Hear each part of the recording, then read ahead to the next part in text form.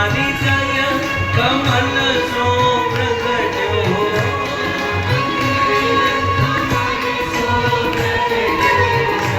मारी दया कमल सो प्रगट्यो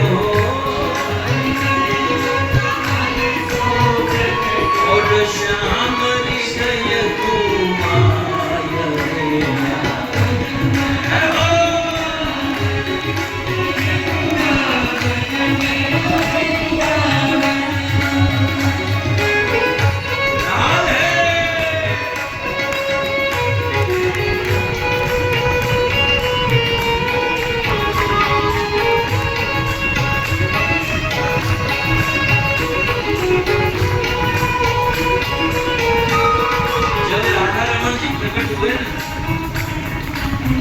राधा रमन जी प्रकट हुए तो गोपाल भट्ट गोस्वामी ने बहुत बड़ा उत्सव किया,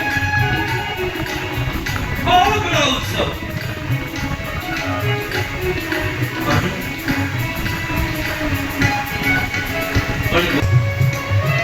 और कहा कि 1 महीने के बाद वापस लौटा दूंगा। और उत्सव तो मना लिया, लेकिन हो गया कि जब मने पीठ से मैं तुम्हारा कर्जो न થઈ ગયા આને થતો હશે ઓક્સફોર્ડ કંપની છે। तो अब क्या करे, तो 1 महीने में पैसे वापस देने थे। 1 दिन 2 दिन 5 दिन 10 दिन और पकड़ बाबा इसको कौन दे। 29